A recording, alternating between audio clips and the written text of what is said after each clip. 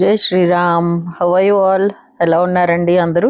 నేను బాగున్నాను. మీ అందరూ కూడా బాగున్నారని, ఇంకా చాలా బాగుండాలని మనస్ఫూర్తిగా కోరుకుంటున్నాను. నేను వీడియో పెట్టలేకపోయాను. నిన్న మా ఫ్రెండ్ వాళ్ళ అబ్బాయిది ఎంగేజ్మెంట్ ఉంటే వెళ్ళొచ్చాం అనమాట. దగ్గరలోనే మా ఇంటికి. అయినా సరే ఎండలో వెళ్ళొచ్చేటప్పటికి ఇంకా అలసిపోయినట్టు అనిపించి ఇంకా నేను నిన్న వీడియో పోస్ట్ చేయలేదు. ఇది ఒక రకమైన రైస్ చేస్తున్నానండి. మళ్ళీ వంటకమే చూపిస్తున్నాను మీకు. ఇదేంటంటే ఎప్పుడైనా మనకి పెద్ద కుక్ చేయాలన్న మూడ్ లేకపోయినా, లేకపోతే ఎక్కడికైనా బయటికెళ్ళి వచ్చాక ఏదైనా సింగిల్ పాట్ లాగా, క్విక్ పాట్ లాగా తినాలనిపిస్తే, లేకపోతే ఇంట్లో కూరలు లేవు తెచ్చుకోవాలి అని అనిపించినా, సాధారణంగా అందరి ఇళ్లలో ఎప్పుడూ ఉండేవి బంగాళదుంపలు, ఉల్లిపాయలు అయితే ఉంటాయి కదా. అందుకని అలాంటి రెసిపీ ఒకటి షేర్ చేద్దాం మీకు అని చూపిస్తున్నాను. సో కడాయి పెట్టి నూనె వేసి జీలకర్ర వేసాను, లవంగాలు, దాల్చిన చెక్క, బిర్యానీ ఆకు, 2 మామూలు యాలక్కాయలు ఉంటాయి కదా అవి, బడి ఇలాచీ కూడా వేసుకోవచ్చు. సో అలాంటివన్నీ వేసి కొంచెం ఫ్రై చేసుకోవాలన్నమాట. అన్నీ మన ఇంట్లో ఉండే ఇంగ్రీడియంట్స్, కొత్తగా ఇప్పుడు బజార్ నుంచి తెచ్చేవైతే ఏమీ కాదు. అవి కొంచెం వేగిన తర్వాత, అదిగో యాలక్కాయలు వేయడం చూపించలేదని ఇప్పుడు చూపిస్తున్నాను. వేగిన తర్వాత మనం సన్నగా పొడుగ్గా కట్ చేసుకుని పెట్టుకున్న ఉల్లిపాయలు వేసుకోవాలి. నేను 4 మనుషులకి చేశాను. ఉల్లిపాయలు పెద్ద లెక్కేం లేదండి. నేను కొంచెం మీడియం సైజ్ 3 తీసుకున్నాను. కావాలంటే ఇంకా 1, 2 కూడా వేసుకోవచ్చు. ఇవన్నీ కొంచెం కలర్ మారే వరకు మనం వేయించుకోవాలన్నమాట. ఈ లోపలేమో నేను కొంచెం వెల్లుల్లిపాయలును, అల్లం కూడా దంచుతున్నాను. ఈ పర్టికులర్ రెసిపీలో అద్రక్ లసన్ పేస్ట్ ముందే చేసి పెట్టింది, అల్లం వెల్లుల్లి పేస్ట్ ఉంటుంది కదా, అది ముందే చేసి పెట్టింది ఎందుకో అంత బాగుండదు. ఫ్రెష్ది అప్పటికప్పుడు గ్రైండ్ చేసి వేస్తేనే బాగుంటుంది అనమాట. సో నేను వెల్లుల్లిపాయలు విడిగాను, మళ్ళీ అల్లం విడిగాను దంచుకున్నాను.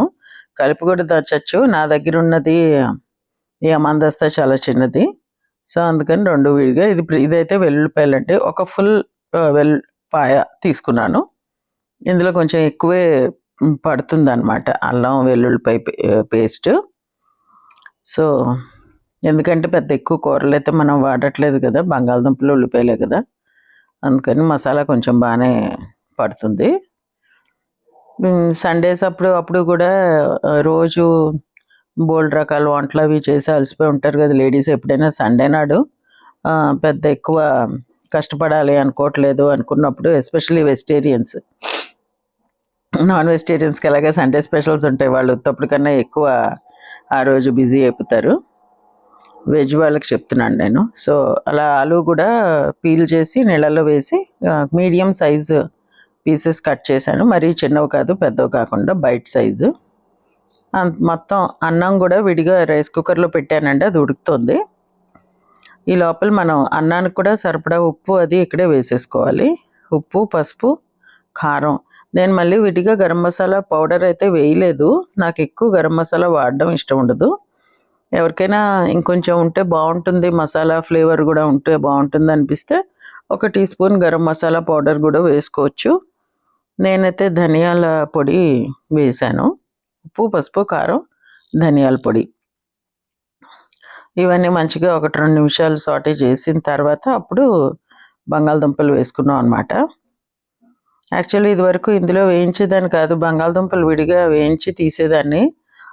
ఇప్పుడు మటుకు అంత విడిగా వేయించాల్సిన అవసరం లేదు, ఇందులో కూడా వేగిపోతాయి కదా అని చెప్పి ఈ మసాలాలోనే వేసేసి ఫ్రై చేసాను అనమాట. ఫ్రై చేయడానికి ముందు కొంచెం సేపు బంగాళదుంపలు బాగా అన్నీ కలిసేటట్టు బాగా కలిపాను. కలిపిన తర్వాత అప్పుడు ఒక 2 టేబుల్ స్పూన్స్ వరకు వాటర్ కొంచెం ఇలా జల్లినట్టు చేసి పైన మూత పెట్టేసాను అనమాట. మధ్య మధ్యలో కలుపుతూ ఉన్నాను. మూత పెట్టి ఉడికించుకుంటే తొందరగా ఉడుకుతుంది కదా, సో అలా చేశాను అనమాట. ఇలా కాదు, మాకు ఇంకా కొంచెం క్రిస్పీగా కావాలి ఆలు అని అనుకుంటే నూనె డీప్ ఫ్రైకి సరిపడా నూనె పెట్టి అందులో వేయించి బంగాళదుంప ముక్కలు అందులో వేయించి తీసి అప్పుడు ఈ మసాలాలో కూడా కలపచ్చు, పైనుంచి రైస్ కలిపేయచ్చు. అలా కూడా బాగానే ఉంటుంది. నేను ఇలా మూత పెట్టి ఉడకపెట్టుకోవడం వల్ల కూడా నాకు తొందరగానే ఉడికిపోయిందండి. 10 నిమిషాల్లో అయిపోయింది. పెద్ద ఎక్కువ టైం అయితే తీసుకోలేదు. అదిగో ముక్క అలా అంటే విరుగుతుంది చూసారా? దాన్ని బట్టి తెలుస్తుంది కదా మనకి ఉడికిందో లేదో అన్నది. ఇప్పుడు ఇంకా మనం అన్నం ఇందులో కలిపేసుకోవచ్చు. యాక్చువల్లీ దీనికి అన్నం ముందు వండేసుకుని సాయంత్రము లేకపోతే ఎప్పుడు తింటున్నారో దాన్ని బట్టి తినే ముందు జస్ట్ ఈ మసాలాలోకి వేయించేసి అందులో అన్నం కలుపుకుంటే మీకు ఇంకా పొడి పొడిలాడుతూ బాగా వస్తుందన్నమాట. ఈ వేడివేడి అన్నం కలిపితే ఏమవుతుందంటే కొంచెం విరిగే ఛాన్సెస్ ఉంది అన్నం మెతుకులు. నేను ఫ్యాన్ కింద పెట్టాను, అయినా కూడా చూసారా గరిటెతోటి తీస్తుంటే ఎంత పొగొస్తుందో. నేను అప్పటికప్పుడు ప్లాన్ చేసింది అనమాట అండి ఇది. అందువల్ల నాకు ముందు అన్నం వండి ఇలా చేయడానికి అవ్వలేదు. ఏమాత్రం ముందు నుంచి ప్లాన్ చేసుకున్నా అలా చేస్తే బాగుంటుంది. ఒకవేళ లెఫ్ట్ ఓవర్ రైస్ ఉన్నా కూడా ఇలా చేసుకోవచ్చు, అదైతే ఇంకా బాగా వస్తుంది.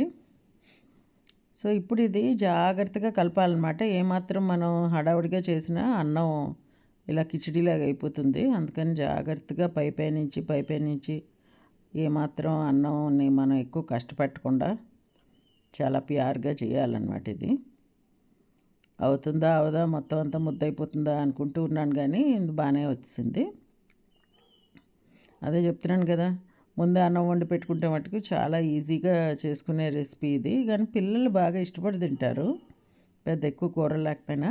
ఇందులో మీకు గ్రీన్ పీస్ కనిపిస్తున్నట్టున్నాయి కదా, అవి మొన్న ఎప్పుడో మటర్ పనీర్ చేసినప్పుడు కొంచెం ఆ రోజు గ్రీన్ పీస్ కొంచెం ఎక్కువ బాయిల్ చేసి పెట్టాను అనుకుంటా, కొంచెం ఎక్కువ అవుతుందని తీసి పక్కన పెట్టాను. సరే అవి ఎలాగ బాయిల్డ్ గ్రీన్ పీస్ ఉన్నాయి కదా అని కొంచెం కలిపాను ఇందులో, అంతేను. కావాలంటే వేసుకోవచ్చు ఈ రెసిపీలో, లేకపోతే లేదు. ముందే చెప్పాను కదా కొంచెం సింపుల్ రెసిపీ అని. అంతా అయిపోయిన తర్వాత ఇలా కొత్తిమీర వేసి గార్నిష్ చేసి ఉంచాను. యాక్చువల్లీ ఇది మా పిల్లలు దీనికి నమ్కీన్ రైస్ అని పేరు పెట్టుకున్నారండి. సో అందువల్ల వాళ్ళు ఈ రైస్ తింటున్నప్పుడు పైన ఇలా నమ్కీన్ ప్యాకెట్ తెచ్చుకుంటారు బయట నుంచి. ఆ నమ్కీన్ మొత్తం అన్నం అంతా ఇలా జల్లేసి లేకపోతే ప్లేట్లోనైనా పెట్టుకుని తినే ముందు కూడా ఎవరి ప్లేట్లో వాళ్ళు కూడా అలాగా అది పైన జల్లుకుని తింటాం అనమాట. చాలా టేస్టీగా ఉంటుంది. మీరు ఎవరైనా ట్రై చేసి ఉండకపోతే ట్రై చేయండి. చాలా సింపుల్ అండ్ టేస్టీ రెసిపీ ఇది. సో ఇదండి ఈరోజు మా వీడియో. మీకు నచ్చింది అనుకుంటా. నచ్చితే please like, share and subscribe to my channel Varahi World. Signing off for today folks. జై హింద్.